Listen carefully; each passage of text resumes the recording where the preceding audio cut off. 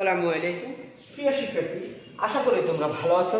আলহামদুলিল্লাহ, আমিও তোমাদের দোয়ায় ভালো আছি। আজকে আমি তোমাদের সামনে আন্তঃআণবিক বল ও পদার্থের স্থিতিস্থাপকতা স্থিতিস্থাপকতা সম্পর্কিত কয়েকটি রাশি নিয়ে আলোচনা করব। দেখো প্রিয় শিক্ষার্থী, এই রাশিগুলি একাদশ শ্রেণীর পদার্থবিজ্ঞান বিভাগের পদার্থের গাঠনিক ধর্ম অধ্যায়ে এবং পদার্থবিজ্ঞান বিভাগের সম্মান প্রথম বর্ষের পদার্থের ধর্ম তরঙ্গ স্পন্দন বিষয়ের স্থিতিস্থাপকতা অধ্যায়ে রয়েছে। দেখো প্রিয় শিক্ষার্থী, আমরা এখন আলোচনায় যাচ্ছি। আমরা জানি যে কোনো বস্তুর অনুপরমাণুগুলি যে বল দ্বারা পরস্পরকে কি করে আকর্ষণ করে তাকে আন্তঃআণবিক বল বলা হয়। দেখো, আমি আবার বলতেছি, কোনো পদার্থের অনুপরমাণুগুলি পরস্পরকে যে বল দ্বারা আকর্ষণ করে সেই বলকে কি বলা হয়? আন্তঃআণবিক বল বলা হয়। বস্তুর মধ্যে অবস্থিত অণুগুলি পরস্পর হতে দূরে সরাতে হলে এই আন্তঃআণবিক বলের বিপরীতে কি করতে হয়? কাজ করতে হয়। আবার বলতেছি, পদার্থের মধ্যে অবস্থিত এই অনুপরমাণুগুলোকে পরস্পর হতে যদি দূরে সরাতে চাই, তাহলে এই আন্তঃআণবিক বলের বিরুদ্ধে কি করতে হবে? কাজ করতে হবে। দেখো, কোন বস্তুর উপর বল প্রয়োগ করলে বস্তুটির যদি সরণ না হয়, কোন বস্তুর উপর বল প্রয়োগ করলে যদি বস্তুটির উপর কি না হয়? সরণ না হয়, তবে এর অণুগুলোর মধ্যবর্তী দূরত্বের পরিবর্তন ঘটবে। যদিও বস্তুটার সরণ নাও ঘটে, সেই ক্ষেত্রে বস্তুটির অণুগুলির মধ্যে বা পরমাণুগুলোর মধ্যে মধ্যবর্তী দূরত্বের কি করতে পারে? পরিবর্তন ঘটতে পারে। ফলে বস্তুটির আকার আকৃতি কি হয়ে যেতে পারে, বা আকার আকৃতি বা আয়তনের পরিবর্তন হয়ে যেতে পারে, অর্থাৎ বস্তুটি বিকৃত হয়ে যেতে পারে, ডিফর্মড, বিকৃত হয়ে যেতে পারে। এই অবস্থায় আন্তঃআণবিক বল এই পরিবর্তনকে কি করতে পারে? বাধা প্রদান করতে পারে। দেখো, কোন বস্তুর উপর যদি আমি বল প্রয়োগ করি বা আন্তঃআণবিক বলের বিরুদ্ধে বল প্রয়োগ করি, তাহলে বস্তুটির যদি কোনো প্রকার সরণ না ঘটে, তাহলে বস্তুটির মধ্যে অবস্থিত অনুপরমাণুগুলির অবস্থানগত পরিবর্তন হয় বা আকৃতি প্রকৃতি বা আয়তনগত পরিবর্তন হয়, অর্থাৎ বস্তুটি বিকৃত বা ডিফর্মড হয়ে যেতে পারে। এই ক্ষেত্রে আন্তঃআণবিক বল এই পরিবর্তনকে বাধা প্রদান করার চেষ্টা করে। ফলে বল প্রয়োগ বন্ধ করলে বস্তুটি কি হয়ে যায়? পূর্বের অবস্থায় ফেরত যেতে পারে। দেখো, অর্থাৎ কোনো বস্তুকে আমরা যদি বল প্রয়োগ করি, তাহলে বস্তুটি বিকৃত হয়। আবার যদি বল অপসারণ করি, বস্তুটি কি করতে পারে? পূর্বের অবস্থায় ফেরত যেতে পারে। পদার্থের এই বৈশিষ্ট্য বা ধর্মকে বলা হয় স্থিতিস্থাপকতা। দেখো, তাহলে আমরা আন্তঃআণবিক বলের সাথে স্থিতিস্থাপকতার সম্পর্ক হচ্ছে, আন্তঃআণবিক বলের বিরুদ্ধে কাজ করলে শুধুমাত্র পদার্থের আকার আকৃতি প্রকৃতি বা আয়তনগত পরিবর্তন হয়। যখন পরিবর্তন ঘটে, তখনই কিন্তু আন্তঃআণবিক বল কি করে? এই পরিবর্তনকে বাধা প্রদান করে। আবার যদি আমি যে বল প্রয়োগ করছিলাম সেই বল যদি অপসারণ করি, বস্তুটি পূর্বের অবস্থায় অর্থাৎ আকার আকৃতি প্রকৃতি পূর্বের অবস্থায় ফেরত যায়। এই যে ঘটনা বা ধর্মটাকে আমরা বলবো কি?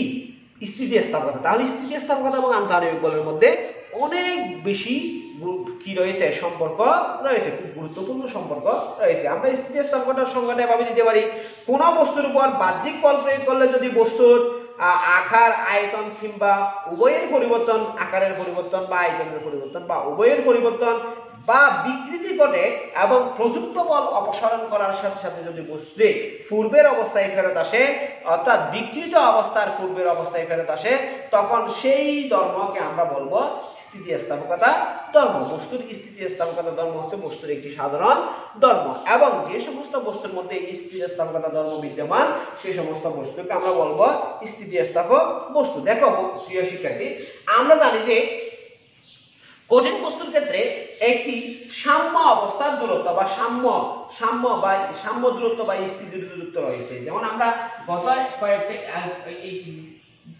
গত এপিসোডের আগের এপিসোডে আমরা পড়ছিলাম, এরকম এটা যদি আর হয়, এটা যদি প্রযুক্ত বল F হয়, সেই ক্ষেত্রে দেখা যায় যে লব্ধি বল বিকর্ষণ আকর্ষণ। দেখো, এটা হচ্ছে আকর্ষণ বল, এটা হচ্ছে নেগেটিভ বল, এটা হচ্ছে বিকর্ষণ বল। অর্থাৎ আমরা জানি যে যদি যত দূরত্ব অণুগুলির মধ্যে দূরত্ব যত বেশি হয়, সেই ক্ষেত্রে তাদের আকর্ষণ বল কত কি পায়, হ্রাস পায়। আবার যদি কাছে চলে আসে সেই ক্ষেত্রে আকর্ষণ বল সর্বোচ্চ হয়। যখন সর্বোচ্চ হয় তখন সাথে সাথে সেখানে বিকর্ষণ বল সৃষ্টি হয়, যার কারণে আকর্ষণ বিকর্ষণ বলের কারণে সেখানে নেট বল হিসাব করতে হয়। একটা নির্দিষ্ট দূরত্বে দেখা গেছে যে আকর্ষণ বল এবং বিকর্ষণ বলের লব্ধি কি হয়ে যায়, শূন্য হয়ে যায়। সেই দূরত্বকে আমরা বলতে পারি আর নট বা সাম্য দূরত্ব। সেই দূরত্বকে আমরা কি বলতে পারি, সাম্য দূরত্ব। যদি কোনো বস্তুকে বল প্রয়োগে আমরা প্রসারণ করতে চাই, কোনো বস্তুকে বল প্রয়োগে যদি কি করতে চাই, প্রসারণ করতে চাই, তাহলে সেই ক্ষেত্রে আর নট থেকে সাম্য দূরত্ব থেকে আর এর মান কি হবে, বেশি হবে। সাম্য দূরত্ব থেকে আর এর মান কি হবে, বেশি হবে।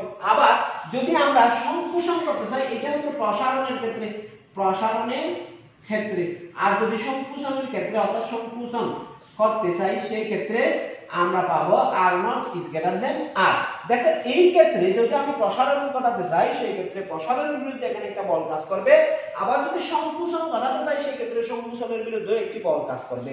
এই যে সংকুচনের বিরুদ্ধে বল কাজ বা প্রসারণের বিরুদ্ধে যে বল কাজ করে, সেই বলকে বলা হয় প্রত্যয়নী বল। সেই বলকে কি বলা হয়, প্রত্যয়নী বল বলা হয়, রেস্টোরিং ফোর্স বলা হয়। আবার এই বলটাকে বলা হয় স্থিতিস্থাপক বল বা ইলাস্টিক ফোর্সও বলা হয়। দেখো প্রিয় শিক্ষার্থী, এই বলটাকে আমরা এভাবে হিসাব করতে পারি, F মাইনাস x বা F মাইনাস r বা F সমান মাইনাস k আর। দেখো এখানে মাইনাস মানে হচ্ছে বিপরীত দিকে তৈরি হচ্ছে, মাইনাস মানে কোন দিকে তৈরি হচ্ছে, বিপরীত দিকে তৈরি হচ্ছে। তাহলে এটা হচ্ছে একটি ধ্রুব রাশি। এই ধ্রুব রাশিকে বলা হয় স্প্রিং ধ্রুবক। এই ধ্রুব রাশিকে কি বলা হয়, স্প্রিং ধ্রুবক বা বল ধ্রুবক। স্প্রিং ধ্রুবক বা কি ধ্রুবক, বল ধ্রুবক বলা হয়। তাহলে প্রিয় শিক্ষার্থী, আশা করি তোমরা আন্তঃনিক বলের সাথে পদার্থের স্থিতিস্থাপকতার মধ্যে যে সম্পর্ক সেটা তোমরা বুঝতে পারছো। দেখো এখানে মূল ঘটনা হলো যে বস্তুর স্থিতিস্থাপক বা প্রত্যয়নী বল যত বেশি, সেই বস্তুর স্থিতিস্থাপক বা স্থিতিস্থাপকতা ও তত বেশি। অর্থাৎ যে বস্তুর প্রত্যয়নী বল যত বেশি হবে, সেই বস্তুর স্থিতিস্থাপকতাও কি হবে, তত বেশি হবে। প্রিয় শিক্ষার্থী, আমরা এখন স্থিতিস্থাপকতা এবং কয়েকটি রাশি নিয়ে আলোচনা করব। প্রিয় শিক্ষার্থী, আমরা প্রথমে স্থিতিস্থাপকতা নিয়ে আলোচনা করব। দেখো আমরা স্থিতিস্থাপকতা নিয়ে কিছুক্ষণ আগে আলোচনা করছিলাম। আমরা বলছিলাম যে স্থিতিস্থাপকতা পদার্থের একটি বিশেষ ধর্ম, অর্থাৎ বল প্রয়োগ করলে কোনো বস্তুর যদি আকার আকৃতি বা আয়তন পরিবর্তন হয়, আবার বল অপসারণের কারণে যদি বস্তুটি পূর্বের অবস্থায় ফেরত আসে, তখন তাকে আমরা বলবো স্থিতিস্থাপকতা। অর্থাৎ পদার্থের এই ধর্মকে আমরা কি বলবো, স্থিতিস্থাপকতা বলবো। দেখা গেছে যে বস্তুটা আমরা বলছিলাম, যে বস্তুর স্থিতিস্থাপকতা, যে বস্তুর বিকৃত করতে, যে বস্তুকে বিকৃত করতে বেশি বল প্রয়োগ করতে হয়, যে বস্তুর বাধা দান করার ক্ষমতা যত বেশি, সেই বস্তুর স্থিতিস্থাপকতা তত বেশি। দেখো লোহা এবং তামার মধ্যে যদি লোহা ও রাবার, দেখো রাবার কিন্তু অতি স্থিতিস্থাপক মনে হলো, কিন্তু লোহাকে বিকৃত করতে বেশি বল প্রয়োগ করতে হয়। সুতরাং লোহার চেয়ে রাবারের চেয়ে লোহার স্থিতিস্থাপকতা অবশ্যই কি হবে, বেশি হবে। আমরা এটা পরবর্তীতে প্রমাণ করব। দেখো প্রিয় শিক্ষার্থী, স্থিতিস্থাপকতার কতগুলি বিশেষ বৈশিষ্ট্য বা জ্ঞাতব্য বিষয় রয়েছে। এক নম্বর হচ্ছে, দেখো কোন ধাতুর সাথে যদি আমরা ভেজাল মিশাই, তাহলে ধাতুটির স্থিতিস্থাপকতার ধর্ম পরিবর্তন হয়ে যায়। যেমন আমরা বাজারে বিভিন্ন ধরনের স্বর্ণ পাই, 24 ক্যারেটে, 22 ক্যারেটে, 20 ক্যারেটে, 18 ক্যারেটে, এক একটার স্থিতিস্থাপকতা এক এক রকম। দুই নম্বর হচ্ছে, কোন ধাতুকে বারবার বিকৃত করলে এর স্থিতিস্থাপকতা কমে যায়। যেমন আমরা যদি একটি স্প্রিংকে এরকম অতি দ্রুত অনেকবার টেনে ছেড়ে দিই, তাহলে দেখা যাবে যে স্প্রিংটি আগের মতন খুব দ্রুত কি হয় না, পূর্বের অবস্থায় ফেরত আসে না। অর্থাৎ স্প্রিংটির স্থিতিস্থাপকতা কি হয়ে গেছে, কমে গেছে। তাপমাত্রা পরিবর্তনে ধাতুর স্থিতিস্থাপকতা পরিবর্তন হয়। তাপমাত্রা পরিবর্তন করলে ধাতুর স্থিতিস্থাপকতা পরিবর্তন হয়। দেখো সাধারণত তাপমাত্রা বাড়ালে ধাতুর স্থিতিস্থাপকতা কমে যায়, আর তাপমাত্রা কমালে ধাতুর স্থিতিস্থাপকতা বেড়ে যায়। দেখো কিন্তু এক্ষেত্রে কিছুটা ব্যতিক্রম রয়েছে। ইনবার নামক এক ধরনের সংকর ধাতু রয়েছে, যে সংকর ধাতুটার মধ্যে লোহা এবং নিকেল, আয়রন এবং নিকেলের সমন্বয়ে তৈরি এক ধরনের সংকর ধাতু, যার নাম হচ্ছে ইনবার।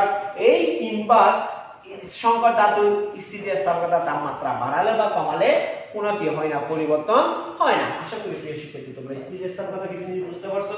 এখন আমরা দেখব আরেকটা রাশি, সেটা হচ্ছে বস্তু। আমরা জানি যে পদার্থের একটি অংশকে বলা হয় বস্তু, পদার্থের একটি অংশকে কি বলা হয়, বস্তু বলা হয়। এটা বিন্দুর মতনও কি করতে পারে, আচরণ করতে পারে। প্রিয় শিক্ষার্থী, সূর্যের সাপেক্ষে এই পৃথিবী হলো একটা বিন্দু বা একটা বস্তু, কারণ সূর্য পৃথিবীর চেয়ে প্রায় 13 লক্ষ গুণ বড়। দেখো বস্তু চার ধরনের আছে, একটা হচ্ছে পূর্ণ নমনীয় বস্তু, আরেকটা হচ্ছে পূর্ণ স্থিতিস্থাপক বস্তু, আরেকটা হচ্ছে পূর্ণ দৃঢ় বস্তু, আরেকটা হচ্ছে আংশিক স্থিতিস্থাপক বস্তু। আমরা প্রথমে পূর্ণ নমনীয় বস্তু সম্পর্কে দেখব। পারফেক্টলি প্লাস্টিক বডি, অর্থাৎ কোনো বস্তুকে যদি আমি বল প্রয়োগ করার কারণে বিকৃত করি, বস্তুটি যদি বল অপসারণের করার পর পূর্বের অবস্থায় ফেরত না আসে, তখন সেই ধরনের বস্তুকে আমরা বলবো পূর্ণ নমনীয় বস্তু। যেমন আমরা নান রুটি তৈরি করার জন্য কাই বানাই বা খামিল তৈরি করি, ঠিক আছে কিনা। এই পাউরুটি বা নান রুটি তৈরি করার জন্য যে খামিলগুলো তৈরি করি, সেগুলিতে যদি একটু বল প্রয়োগ করে এভাবে টেনে ছেড়ে দিই, তাহলে সে নিচের দিকে নামতেই থাকবে, নিচের দিকে নামতেই থাকবে, বল প্রয়োগ না করলেও নিচের দিকে নামতে থাকবে। এই ক্ষেত্রে পূর্বের অবস্থায় ফেরত আসার কোনো সম্ভাবনা নাই। এই ধরনের বস্তুগুলিকে বলা হয় পূর্ণ নমনীয় বস্তু।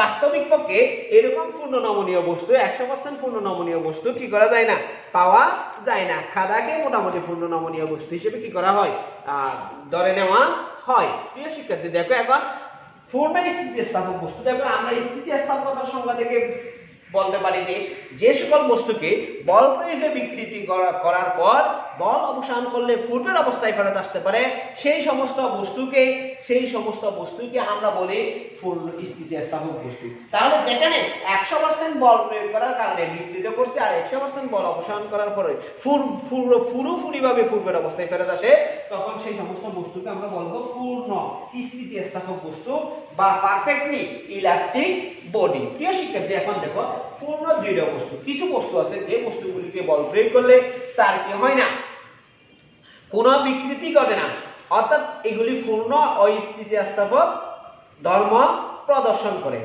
বুঝা গেছে। বাস্তবে এই ধরনের কোনো বস্তু পাওয়া যায় না, বাস্তবে এই ধরনের কোনো বস্তুর অস্তিত্ব পাওয়া যায় না। তবে কাঁচ, ইস্পাত এগুলি পূর্ণ দৃঢ় বস্তুর মতন আচরণ করে। বল প্রয়োগ করলে এই সকল পদার্থের আকার আকৃতির তেমন কোনো কি ঘটে না, পরিবর্তন ঘটে না। প্রকৃতপক্ষে পূর্ণ দৃঢ় বস্তু পাওয়া যায় না। আমি আবার বলতেছি, পৃথিবীতে পূর্ণ দৃঢ় বস্তু বলতে কোনো কিছু পাওয়া যায় না, 100% পূর্ণ দৃঢ় বস্তু পাওয়া যায় না। পূর্ণ দৃঢ় বস্তু মানে হচ্ছে যে সকল বস্তুকে বল প্রয়োগ করলে সেটির কোনো প্রকার বিকৃতি ঘটবে না, কোনো প্রকার পরিবর্তন ঘটবে না, সেই সমস্ত বস্তুকে বলবো পূর্ণ দৃঢ় বস্তু। কিন্তু কাঁচ, তারপরে কি নাম বলে, কাঁচ, ইস্পাত এই সমস্ত বস্তুগুলিকে পূর্ণ দৃঢ় বস্তু হিসেবে চিহ্নিত করা যায়, কারণ এটা পূর্ণ দৃঢ় বস্তুর মতন আচরণ করে। তবে বাস্তবিক পক্ষে কোনো পূর্ণ দৃঢ় বস্তু পাওয়া যায় না। এখন দেখো প্রিয় শিক্ষার্থী, আংশিক স্থিতিস্থাপক বস্তু বা পার্টলি ইলাস্টিক বডি। দেখো বাহ্যিক বলের প্রভাবে কোনো বস্তু বিকৃত হবার পর এই বল অপসারণ করলে বস্তুটি যদি তার পূর্বের আকার ও আয়তন আংশিকভাবে ফিরে পায়, অর্থাৎ যে পরিমাণ ফিরে আসার কথা ছিল ঠিক সেই পরিমাণ ফিরে না আসে, আংশিক পরিমাণ ফিরে আসে, তখন সেই বস্তুগুলিকে আমরা বলবো আংশিক স্থিতিস্থাপক বস্তু। বুঝা গেছে। আবার বলতেছি, কোন বস্তুকে বল প্রয়োগ করে বিকৃত করানো হলো, এখন বল অপসারণ করলে পূর্ণভাবে কি ফিরে আসার কথা ছিল পূর্বের অবস্থায়, কিন্তু পূর্বের অবস্থায় ফিরে না আসে, আংশিকভাবে ফিরে আসে, এই অবস্থায় এই বস্তুগুলিকে বলবো আংশিক স্থিতিস্থাপক বস্তু। প্রকৃতপক্ষে সব বস্তুকে আংশিক স্থিতিস্থাপক বস্তু বলা যায়, কারণ সব বস্তু 100% কি করতে পারে না, ফিরে আসতে পারে না। তারপরেও আমরা কাজের সুবিধার্থে, হিসাবের সুবিধার্থে আমরা কোনো বস্তুকে কি করে নিতে পারি, কিছু কিছু বস্তুকে 100% স্থিতিস্থাপক হিসেবে ধরে নিতে পারি। প্রিয় শিক্ষার্থী, আশা করি তোমরা বস্তু কি জিনিস বুঝতে পারছো। দেখো প্রিয় শিক্ষার্থী, এখন আমরা অসহবার নিয়ে আলোচনা করব। অসহবার বা ব্রেকিং লোড। দেখো ব্রেকিং লোড কি জিনিস, কোনো বস্তুর উপর যদি আমরা ভর বা ভার প্রয়োগ করে তখন বস্তুটির বিকৃতি ঘটে, কিন্তু বস্তুটির উপর ভার বাড়াতে থাকলে, অর্থাৎ প্রযুক্ত বলের পরিমাণ বাড়াতে থাকলে এক সময় যে বস্তুটি আর কি করতে পারে না, ভার সহ্য করতে পারে না এবং বস্তুটি ভেঙে যায় বা ছিঁড়ে যায়। যে ভারের ক্রিয়ায়, অর্থাৎ যে ভার বা বল প্রয়োগ করলে বস্তুটি ভেঙে যায় বা ছিঁড়ে যায়, তাকে আমরা বলবো অসহবার বা অসহপীড়ন। আশা করি অসহপীড়ন নয়, অসহবার, অর্থাৎ যে বার প্রয়োগ করলে বস্তুটি ভেঙে যায় বা ছিঁড়ে যায় সেই বারকে আমরা বলবো অসহবার। এখন দেখো অসহপীড়ন কি জিনিস। প্রিয় শিক্ষার্থী, আমরা জানি যে পীড়নকে চাপের সাথে তুলনা করতে পারি। আমরা জানি যে চাপ মানে হচ্ছে যে বল বাই ক্ষেত্রফল। একক ক্ষেত্রফলের উপর প্রযুক্ত বলকে আমরা চাপ বলতে পারি। এখানেও একক ক্ষেত্রফলের উপর প্রযুক্ত বলকে এখানে আমরা কি করতে পারি, পীড়ন বলতে পারি। অর্থাৎ দেখো এখানে কিভাবে বলবো, কোন বস্তুর প্রতি একক ক্ষেত্রফলের উপর ন্যূনতম যে ভার প্রয়োগ করলে, ভার মানে ওজন বা বল, কোন বস্তুর প্রতি একক ক্ষেত্রফলের উপর ন্যূনতম যে বার প্রযুক্ত হলে বস্তুটি ভেঙে বা ছিঁড়ে যায় তাকে ওই বস্তুর অসহপীড়ন বলে। অসহপীড়নকে আমরা লিখতে পারি অসহপীড়ন সমান হচ্ছে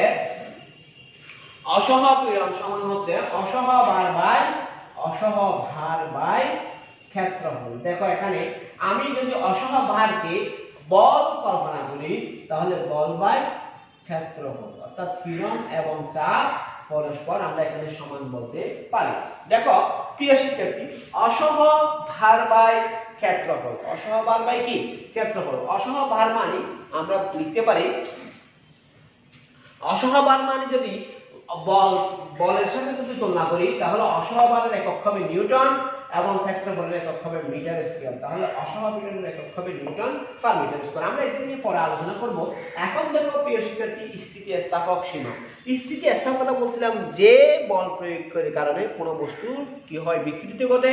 সেই বল অপসারণ করলে যদি বস্তুটি পূর্বের অবস্থায় ফেরত আসে তখন তাকে বলবো স্থিতিস্থাপকতা। এখানে বলতেছে যে স্থিতিস্থাপক বস্তুর, অর্থাৎ বস্তুর উপর যদি বল প্রয়োগ করি একটি নির্দিষ্ট সীমা পর্যন্ত বস্তুটি পূর্বের অবস্থায় কি করতে পারে, ফেরত আসতে পারে। যদি বল প্রয়োগের পরিমাণ ওই সীমার পার হয়ে যায় সেই ক্ষেত্রে বস্তুটি আর কি করতে পারে না, পূর্বের অবস্থায় ফেরত আসতে পারে না। তাহলে আমরা সংজ্ঞাটা এভাবে দিতে পারি। দেখো, প্রযুক্ত বাহ্যিক বলের যে সর্বোচ্চ বা ঊর্ধ্বসীমা পর্যন্ত